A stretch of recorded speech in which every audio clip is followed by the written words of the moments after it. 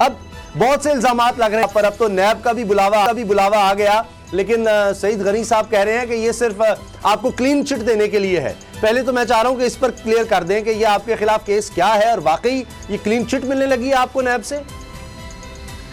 देखिए, इनकी आदत है झूठ बोलने की ना, तो इसलिए मैं क्लियर कर दूं कि कोई बुलावा नहीं आया। ये एंटी, मैं क्लियर करना चाहता, अच्छा हुआ आपने बात की है, ये एंटी करप्शन 20 जनवरी 2018 से मेरे पीछे लगी हुई थी। और आपको पता है कि एंटी करप्शन या एंटी करप्शन के कंट्रोल में होती है, अच्छी तरह पता है।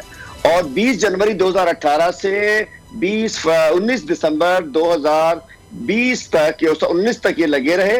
इन्होंने एक रिपोर्ट बनाई, एक बहुत बड़ी रिपोर्ट मेरे खिलाफ बनाई और ACC 1 की रिपोर्ट में भेजी, हलीम शेख पे केस दाखिल किया जाए। ACC 1 में चीफ सेक्रेटरी, चेयरमैन, SMBR ये वो सब शामिल थे, कमेटी थी, उन्होंने डिक्लाइन कर दी कि FIR नहीं बनती।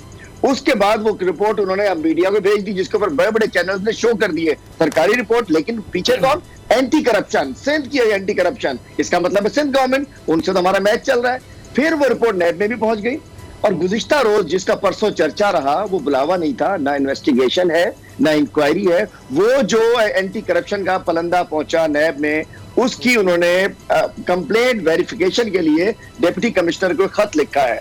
तो भाई, ना तो वो इंक्वायरी है, ना वो इन्वेस्टिगेशन है, ना वो नोटिस है। वो जो एंटी करप्शन की रिपोर्ट है, उसकी वेरिफिकेशन के लिए डिप्टी कमिश्नर से उन्होंने रिकॉर्ड मंगवाया है। अब मुझे बताइए कि कहाँ बुलावा आया, कहाँ? जब आएगा, मैं कहता हूँ एक दफा नहीं 20 दफा जाएंगे। और मैंने कल जो ऐलान कर दिया कि जी बिस्मिल्लाह चले, अभी तक बुलावा नहीं आया, मैंने कल ऐलान किया, आज बोल के जरिए फिर कर देता हूं कि जी एक JIT बनाए, जुडिशियल कमीशन बनाए, मलीर, जामशोरो, ठट्ठा की जमीनों पर बिस्मिल्लाह चले, मुझसे कर ले, जिसकी नाम सिर्फ 4 एकड़ है, फिर पता चलेगा 1000 एकड़ के इन्होंने हशर कर दिया। पब्लिकली कह रहा हूं ना, हलीम आदल शेख साहब, जुडिशियल कमीशन, JIT। जनाब हलीम आदल शेख साहब, ये जो आपने बातें की है ना, इस हवाले से इतना इल्म तो जारी बात है आपको भी होगा अपने हिसाब से, लेकिन जो आपने एंटी करप्शन को एंटी करप्शन कहा है ना, आंटी का लफ्ज बदनाम ना करें, मुन्नी जिस तरह बदनाम होती है। आंटी तो एक रिस्पेक्टेबल लफ्ज है। ये जो एंटी करप्शन सिंध की है ना, ये तो आंटा शांटा फांटा खांटा पता नहीं क्या है इसको, ये वो खांचा है सिंध एंटी करप्शन, वो खांचा है कि जो केस नैब में हो, FIA में हो और अपने गुर्गों को बचाना हो, तो वो एंटी करप्शन और ये जो खांचा करप्शन है, ये उठा के रिकॉर्ड और इंक्वायरी ड्रामे करके आप इल्जाम लगा रहे हैं कि गवर्नमेंट, पीपल्स पार्टी की गवर्नमेंट जो है वो 4 एकड़, आपका ख्याल है इसका मतलब है कि हजारों एकड़ पीपल्स पार्टी की गवर्नमेंट ने आए हुए हैं? मैं आपको छोटी बात, मैं जो बात कर रहा हूं ना, हलीम आदल शेख साहब को भी पता है, मैं वो बात कर रहा हूं कि ये जो आपके हलीम आदल के शेख साहब के केसेस के हवाले से भी इतनी चीजें, जारी बात है उनको तो अपने हिसाब से वो सेस या सिंध हुकूमत में शायद नहीं हो सकती, क्योंकि जारी बात है वो उनका ऑपोजिशन में। अब हमें तो हर महकमे से रिकॉर्ड निकाल के नैब से हर जगह पे इनको पता है, ये जानते हैं ज्यादा। मैं आपको इस हवाले से जो एंटी करप्शन और आंटी वाला मामला हुआ ना, मैंने उनसे पूछा कि ये क्या है। एंटी करप्शन के लोगों ने ये बताया कि ये है कि हलीम आदल शेख साहब चूंकि बोले थे असेंबली में, नैब के अंदर इन सारे गुर्गों का ये फंस गए हैं, अब इनके पास चारा तो था नहीं। इन्होंने कहा कि नैब और रिकॉर्ड उचक ना ले, पकड़ ना ले, तो जल्दी से ये आई वाश में रिकॉर्ड, ये इंक्वायरी बना के इधर उधर की कच्ची पक्की खबर चलवा दी, रिकॉर्ड का उठा लो। ये ड्रामा ये करते हैं ये 18वीं तरमीम वाले, कि जो इनके करप्शन पकड़ा जाए, जो वारदात पकड़ने लगे, कोई रौला डाल दे, ठीक है, तो ये फौरी तौर पर सुन ले। लेकिन ये जो सरकारी जमीन बेचने का इल्जाम है, ये है क्या असल में? वो तो खरबों रुपए का, मेरे सुन ले डॉक्टर साहब, आपकी इजाजत से हलीम आदल शेख साहब से इसका सवाल भी दे दीजिएगा। हलीम साहब, मामला ये है, जिस तरह आपने बात की MDA, वो KMC और ये इतनी जो जाम शोर इधर उधर, मैं आपको जो टीवी पे बैठ के कर रहा हूं और ये जो मैं बात कर रहा हूं, हलीम आदल शेख साहब, मैं रिस्पॉन्सिबल हूं। आप सुप्रीम कोर्ट तक इस बात को मैं डॉक्यूमेंट के साथ बात कर रहा हूं। 1000 अरब नहीं, जितने 1000 अरब की कम अज कम मैं कह रहा हूं, सरकारी जमीन का खिलवाड़ हुआ सिंध हुकूमत के 10-12 सालों में अंदर अभी, और कितने गैंग थे और जो उसके ऊपर हाथ साफ किया गया, उसमें जरदारी से लेकर तालपुर साहिबा, तालपुर से लेकर वो सुहेल बाबू से KDA, MDA, SSBCA और जितने वो शिखालर यूसुफी गैंग और दूसरे गैंग और पता नहीं वो जुबैर जूनियर, वो जो क्लर्क है और पता नहीं इतने, मुझे इतने नाम इनके नहीं, वो लोग एक बड़ा टप्पी से शुरू हुआ था, टप्पी से फिर वो अभी जो 1 मिनट जो 2 बंदे आए जाली टेंडरों वाले। सर, JIT पर भी जाना है। ये है JIT इस पे बननी चाहिए ना। अच्छा, वो ठीक है। JIT तो अच्छा, है ही साहब, है। ये मुख्तसर जो बाबर साहब ने सवाल किया, 1000 अरब से ज्यादा जो खिलवाड़ हुआ है सरकारी जमीनों के ऊपर हाथ साफ किया गया है। लगते हैं आज chief justice of Pakistan Haleem Adil Shaikh से भी करेंगे, डॉक्यूमेंट्स मेरे पास हैं। चलिए, ठीक है। हलीम आदल साहब आप बाबर साहब का सवाल का जवाब मुतलका इदारों ठीक है। के, तो चलिए, इसको JIT अब initiate इसके करते हैं। ऊपर भी बननी चाहिए। ठीक है हलीम साहब, वो सवाल के ये सरकारी जमीन बेचने का मामला क्या है मुख्तसरन, ताकि हम फिर JIT पर भी जाएं, और ये खरल साहब की बात पर भी आप कमेंट्स कीजिएगा। देखिए, मैं बता दूं, ये सब जानते हैं कि 1991 में मैंने 4 एकड़ जमीन ली, उसके ऊपर पोल्ट्री फार्म लगाया, उस पर लोन लिया, 2002 में उसको लोन वापस किया। वो 4 एकड़ जमीन आज भी मेरे पास है। हाई कोर्ट से मैंने कहा हुआ है कि जिसको 99 करके, तो इन्होंने क्या किया, जो भी खरल साहब ने कहा, इन्होंने जहान भर को कौड़ियों के दामों जाली अलॉटमेंट करके 99 जमीनें दे दी, लेकिन जो जेन्युइन लोग लेने वाले थे उनको नहीं दी। और इस टोटल इल्जाम झूठ का पलंदा है। मैं भी 92 से यहाँ हूँ, एंटी करप्शन भी यहाँ है। 2 साल से मेरे खिलाफ ये इन्होंने ड्रामा, खबर चल जाती है तो बता, जैसे परसों हुआ, मैंने बताया ना कि कोई ना इंक्वायरी, ना इन्वेस्टिगेशन, ना खरीद, ना फरोख्त, एक लैंड है तो कुछ भी नहीं है। अल्हम्दुलिल्लाह। असल बात क्या, मेरी जबान रोकना चाहते हैं, मुझे आवाज बंद करना चाहते हैं, मैं इनके लड़काना जाता हूँ, दादू जाता हूँ, नवाबशाह जाता हूँ, ये इनको तकलीफ है कि हलीम आदिल बोलता है, क्यों? भाई पकड़ लो ना, 2 साल से यही हूं ना। असेंबली में जिस दिन कहते हैं कि ज्यादा हाइप बना दे, मैं उस दिन जाके अपने दफ्तर में बैठ जाता हूँ असेंबली के अंदर। मैं असेंबली के अंदर इनको बेनकाब करता हूँ। अल्लाह, मुझे इनकी एक एक चीज का पता है। और ये तो बताऊं, जो कि नकवी साहब ने भी कहा, खुदा ना खाते तो जाने लेने वाले लोग हैं, ये कहां बर्दाश्त कर सकते हैं। और सूबाई इदारे की एक रिपोर्ट बनी, उसको हाइप बना दिया मीडिया ने, जिस तरीके से परसों चला दिया हमारे दोस्तों ने, तो अल्लाह उन्हें भी खुश रखे। अल्हम्दुलिल्लाह, हलीम आदिल शेख का दामन साफ है। हलीम आदिल शेख कुछ भी नहीं है, खुली किताब है। जो कह रहा है जुडिशियल इंक्वायरी करा दो, आप अगर ये कहते हैं कि एंटी करप्शन पीपल्स पार्टी के अंडर है, सिंध में उनकी हुकूमत है, महकमा उनके अंडर है, तो वो इल्जाम लगाते हैं कि नैब और न्याजी गठजोड़ है, वो आपको क्लीन चिट दे देगा नैब। नहीं, थोड़ा सा उसामा साहब, एक मिनट, ये इल्जाम सवाल मेरा एक मिनट साहब, आपकी इजाजत से आपसे एक और चीज भी आपको अपडेट भी कर रहा हूँ। उसामा साहब का सवाल वो भी जवाब देंगे।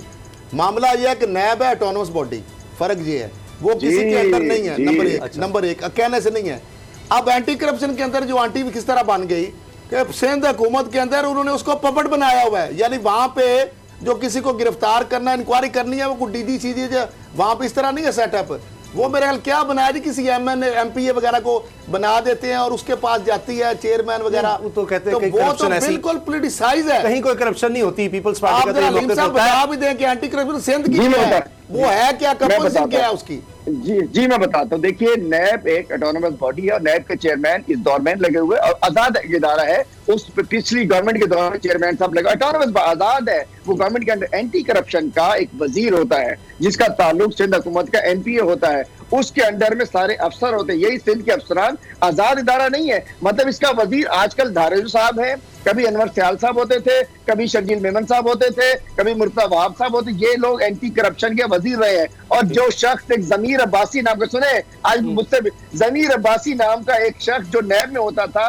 जिसने नैब में डॉक्टर आसिम को सपोर्ट किया, शर्जील मेमन को सपोर्ट किया, मुर्तजा वहाब के ऊपर केस नहीं बनने दिया, इन्होंने उसको नैब से निकालकर सिंध गवर्नमेंट में ले आए, उसको 18 ग्रेड में कर दिया। और जिसके ना माल इकट्ठा करना था, जिसको डंडा करना था, जिसपे केस बनाना था, उस जमीर अब्बासी नाम के अफसर थे। चूंकि खुद वो लेजिटिमेट नहीं था और उसने नैब से यहाँ ले आए, अब उसके वास्ते सारी जगह मौजूद है। एंटी करप्शन सिंध हुकूमत की एक इदारा है और सारी करप्शन सिंध में जो होती है वो एंटी करप्शन के कवर के नीचे होती है। इनको पता दे दो, जो चाहे करते रहो। ये आजाद इदारा नहीं है, ये सूबाई।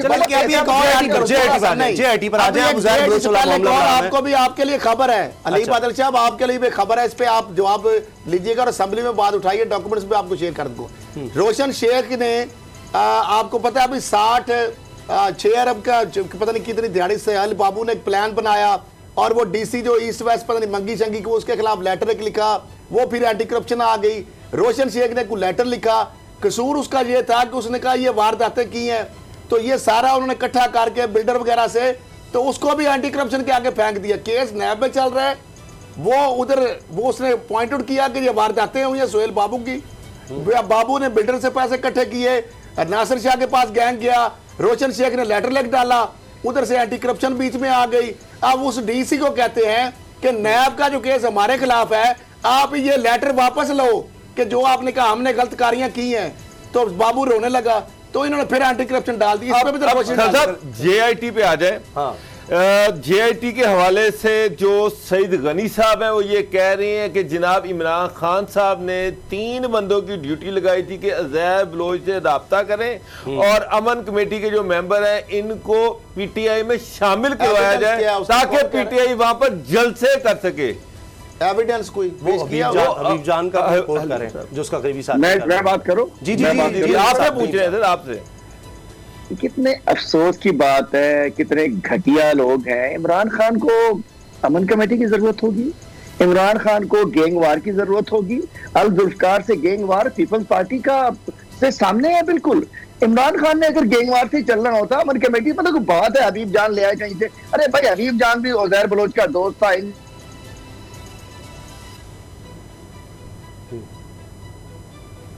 मेरा ख्याल है आवाज़ में कोई मसला है।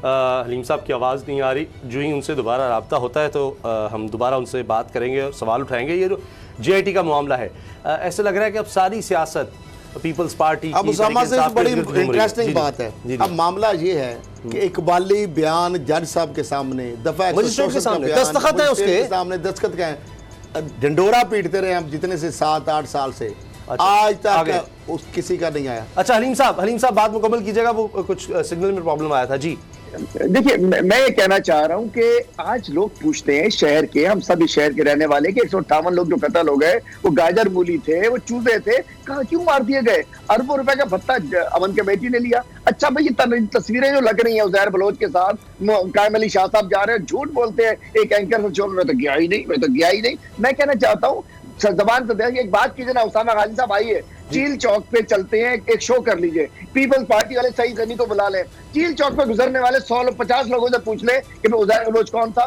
किसका बच्चा था, किसका लाडला था, किसका परवरदा था, किसको भत्ता देता था, किससे सरपरस्ती लेता था, पूरा कराची बता देगा। लियारी वालों ने फैसला कर दिया, बिलावल भुट्टो को उठा के वो फेंक के मारा शकूर शाद से, एक हमारे खिलाड़ी से, कप्तान के सिपाही से। इसका मतलब है जो इन्होंने मजालिम करा, बीबी का लियारी, जहां शादी बीबी की लियारी में हुई, लियारी वालों से अटैचमेंट पीपल्स पार्टी का, उधर बिलावल भुट्टो को उठा के उन्होंने वो कान से पकड़ के फेंका कि हाथ पर आप चला, तीसरे नंबर पर आया। तो जेआईटी का फैसला तो आ चुका, लेकिन उन कत्लों का फैसला होना है। मैं पूछना चाहता हूं, इन्होंने जुल्म किया 2016 से जो जेआईटी को बंद रखा है, उस दौरान क्या किया? जेआईटी की जो फाइंडिंग थी, तीनों जेआईटी, बल्दिया टाउन, निसार मोराई और ये उज़ैर बलोच, जो फाइंडिंग्स थी, जो उसके एक्टिव पार्ट थे, उसके ऊपर कोई एक्शन किया इन्होंने? अब कह रहे हैं हबीब जान ने ये कह दिया उसने खाना खिलाया। अरे भाई लानत भेजो इसको, खाना खिलाया नहीं खिलाया, कौन मिला कौन? हमें जवाब चाहिए कि उज़ैर बलोच का जो 164 का बयान है, और वो जो 164 का बयान पूरे लियारी वाले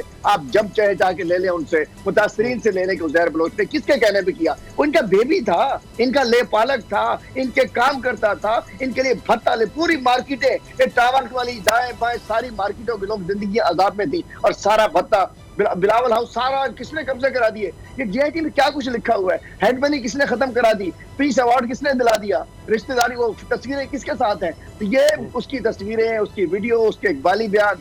अच्छा इकबाली अलीम सर इस पे भी बात कर ले कि आज वो कोर्ट के सामने तो अपने इकबाली बयान से मुकर ही गया कि जी ये ऐसा को मैंने बयान दिया ही नहीं है। अर्ज करूं, ये बताइए 99% मुल्ज़मान 164 का बयान जब ट्रायल कोर्ट में जाता है तो आज तक किसी ने कबूला है उसको? हमेशा जब चार्ज फ्रेम होता है वो कहते हैं नहीं ये तो नहीं, ये तो डंडे से ले लिया, तो पुलिस ने ले लिया, तो लेकिन इसमें क्या बात है, इसमें क्या बात है हलीम आदिल साहब? पहली बात तो पुलिस के जो सामने तफ्तीश है उसकी तो चलो ठीक है, कोर्ट कहती है एडमिसिबल नहीं है। अब ये जज के सामने बयान लिया गया, दस्तखत भी जाली नहीं है, फॉरेंसिक भी हो सकता है, इतने सालों से ढिंडोरा भी पीट रहे हैं, उज़ैर बलोच उसके अजीजोकार है, पीपल्स पार्टी ने डिनाई नहीं किया। अगली बात, अहम बात, 198 कत्ल हुए, ये तो रिकॉर्ड पे है, इसकी डिनाई तो नहीं है। हुए वो उसने कत्ल किए, लियारी में एसएचओ उसके कहने पे लगते थे, बिल्कुल वो सीएम या पीएम तो नहीं था, उज़ैर बलोच तो कुछ नहीं था, वो एसएचओ लगते थे, जो टीपीओ एमटीओ जो कौन सा लियारी है वो उसका लगा, उसके कहने पे लगा, बिल्कुल लगा। सीएम साहब और अब्दुल कादिर पटेल वीडियो में, और वो फरियाल तालपुर वो घी शक्कर जिस तरह हो रहे थे वीडियो, कुरान शुरान पेश भाई बहन सारा बन रहे थे, वो रिकॉर्ड पे है। उसको डिनायल आया, अचानक से नहीं हुआ। उसके बाद मुलाकातें होती रही, हबीब जलाल बलोच की बात हो रही है, उस वक्त सारी ये चीजें हम टीवी पे ये कई दफा दिखा चुके हैं, 17 में 16 में जब से ये मामला था मैंने दिखाई, अरशद शरीफ ने दिखाई और कई एंकर ने दिखाई। तो जुल्फकार मिर्जा का नाम ले सोन तोले जुल्फकार मिर्जा का अपना एक रोल है, लेकिन जुल्फकार मिर्जा तो मोमन हो गया ना, उसने तो पता लग गया कि ये गंद है, गलत है, वो तो निकल आया कुरान सर पे रख के। साहब इसमें एक अहम चीज, हलीम आदिल शेख साहब अब सारी चीजें आपके सामने हैं, JIT जो है उसको कंट्रोवर्शियल करने की कोशिश की जा रही है। दूध का दूध, पानी का पानी हो, इंसाफ हो, अदल हो, इसके लिए करना क्या होगा ताकि असल चीज सामने आए और मुल्जिमों को सजा मिले? कौम तो ये चाह रही है। देखिए, मैं समझता हूं कि चीफ जस्टिस ऑफ पाकिस्तान वो सपूत हैं शहर के, इस मुल्क की बड़ी उम्मीद है उन पे।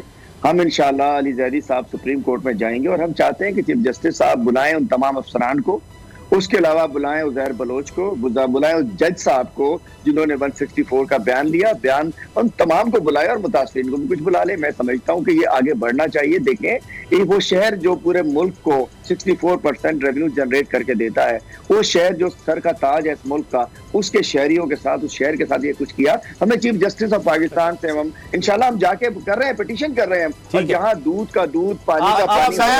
एक और टिप दे देता हूं हलीम आदिल शेख साहब, एक और टिप दे देता हूं, पूरी कौम का भी भला होगा और ऐसे इबरतनाक बनेंगे। पहली बात एक तो ये है, जिस तरह उन्होंने बताया कि उकबाली बयान से जिस तरह मुकर है, जज ने कहा कल को आप ट्रायल से मुकर के जाएंगे, एग्जिस्टेंस है, सब कुछ है, फुटबॉल खेले गए, गाड़ियों में बख्तरबंद सब कुछ आ गया। अब अगला मामला है, पहली JIT बनी, ज्यादा सफों की डिटेल से थी, उसके ऊपर सिंध हुकूमत ने बीच में टांग अड़ा दी, उनका अपने अफसरों को आंख मार दी कि साइन ना करो, किसी ने साइन ना किए। दूसरी के ऊपर सारे इदारों ने साइन कर दिए, इन्होंने फिर आंख मार दी अफसरों को कि साइन ना करो। तीसरी जो है JIT, उसके ऊपर डिफ्यूज करके जो भी है बीच में असल आधी चीजें निकाल के आधी डाल के, और साथ 164 का समझा इदारों ने भी हमारे मुल्की सलामती के दीसर के, चूंकि 164 का बयान है, मिला के पढ़ेंगे तो समझ आ जाएगा। अब ये इसके मुकरने से फर्क नहीं पड़ता। अच्छा। मामला ये एक अहम चीज कि बात ये है कि एक आपको टिप दे रहा हूं, एक तो ये उजैर बलोच जो इमरान खान साहब से अगर मिले हैं तो वो तो मुझसे भी मिले उसी दौरान। मैं आपको सुन नहीं मिला, आप फिर बात कर रहे हो, समझ, मैं उनकी बात मुकम्मल ही नहीं होगी। आप मुकम्मल करें आप। मैं लाहौर में बैठा था, मैं बता रहा हूँ, लाहौर में बैठा था एक होटल में, वो कह रहे कि इमरान खान से नहीं मिले स्टेडियम, मुझे नहीं पता कि मिले, मैं बताता हूँ कि मिलना जुर्म नहीं है, अगर मिले या नहीं वो तो आप कह ही रहे हैं।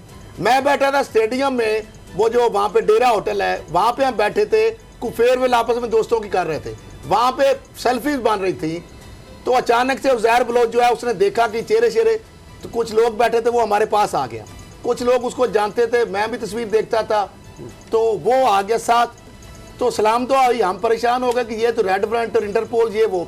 उसके साथ कुछ फीमेल भी थी, 1 या 2, उसने बताया बकौल उसके पास फोन भी था, सब कुछ था, इधर हमें मिला, बच्चा बात आई कि उसने कुछ चीजें बताई, वो अभी भी मेरे पास अमानत है, नंबर 1।